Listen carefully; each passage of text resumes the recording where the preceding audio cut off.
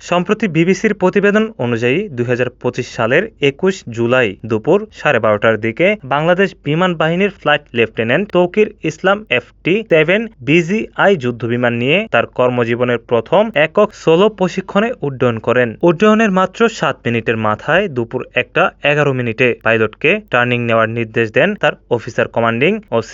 পরবর্তীতে flight data recorder FDR বিশ্লেষণ করে দেখা যায় বিমানটিতে কোনো যান্ত্রিক ত্রুটি ছিল না। কিন্তু ল্যান্ডিং এর আগের মুহূর্তে বাঁক নেওয়ার সময় মাত্র ৪ সেকেন্ডের ব্যবধানে বিমানের ব্যাংক অ্যাঙ্গেল ৫৯ থেকে ৬৫.৩ ডিগ্রিতে পৌঁছে যায়।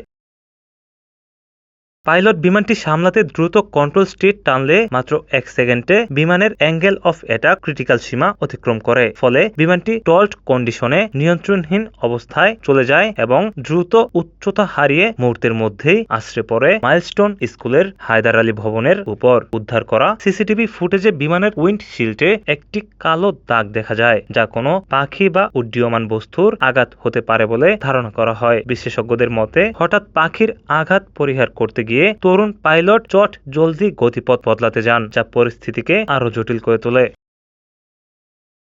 তদন্ত প্রতিবেদনে স্পষ্ট করা হয়েছে যে প্রয়াত পাইলটের উড্ডয়ন প্রশিক্ষণের ধারাবাহিকতার যথেষ্ট অভাব ছিল। জরুরি পরিস্থিতিতে বা সংকটকালে দ্রুত কার্যকর সিদ্ধান্ত নেওয়ার মতো পর্যাপ্ত অভিজ্ঞতা ছিল না তার। একই সঙ্গে পাইলটের মাথার উপর থাকা গ্রাউন্ড সুপারভাইজার বা অফিসার কমান্ডিং এর সুনির্দিষ্ট ও সময় উপযোগী নির্দেশনার ঘাটতিও ছিল। বিমান বাহিনীর নির্দেশিকা অনুযায়ী প্রথম একক ফ্লাইটে যে ধরনের মিশন নির্দেশ করার কথা তদন্তে তাতে কিছু অসামঞ্জস্য ও গরমিল পাওয়া গেছে।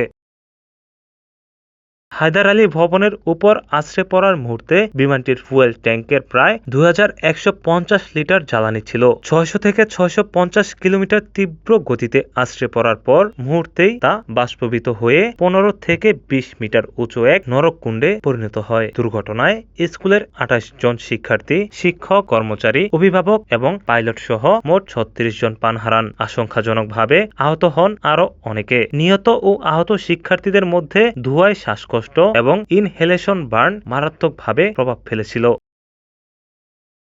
তদন্ত প্রতিবেদনে বলা হয়েছে স্কুল ভবনে জরুরি ভিত্তিতে বের হওয়ার জন্য মাত্র একটি সিঁড়ি ছিল, যা বিমান আছড়ে পড়ার স্থানের ঠিক পাশেই অবস্থিত। নকশা অনুযায়ী যেখানে ৩টি সিঁড়ি থাকার কথা ছিল, পর্যাপ্ত জরুরি নির্গমন পথ থাকলে এই বিপুল প্রাণহানির অনেকটাই এড়ানো যেত। এছাড়া বিমানবন্দর সংলগ্ন উড্ডয়ন এলাকায় উচ্চতার বিধি লঙ্ঘন করে তৈরি হওয়া অসংখ্য ভবন নিয়ে গভীর উদ্বেগ প্রকাশ করেছেন কমিশন।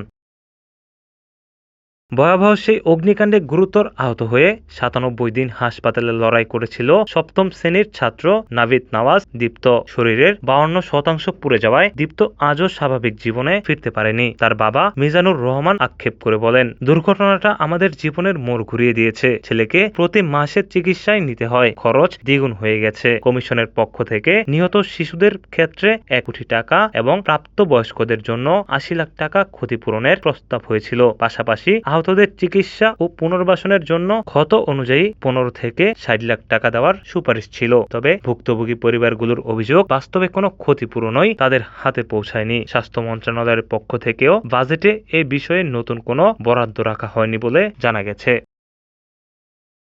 মাইলস্টোন ট্র্যাজেডি কেবল একটি প্রশিক্ষণ বিমানের দুর্ঘটনা নয়, এটি আমাদের প্রতিরক্ষা ট্রেনিং এর তদারকি, আরবান প্ল্যানিং এবং জরুরি উদ্ধার ব্যবস্থার সমন্বিত ব্যর্থতার এক করুণ দলিল। কমিশনের দীর্ঘ অনুসন্ধানের পর মূল প্রতিবেদন এখন সরকারের হাতে। শোকস্তব্ধ পরিবারগুলোর একটাই আকুতি, কমিশনের সুপারিশগুলো দ্রুত বাস্তবায়ন করে নিহতদের পরিবার ও চিকিৎসা নিতে থাকা আহত শিশুদের পাশে দাঁড়াক রাষ্ট্র এবং ভবিষ্যৎ আকাশকে নিশ্চিত করা হোক নিষ্কণ্টক ও নিরাপদ।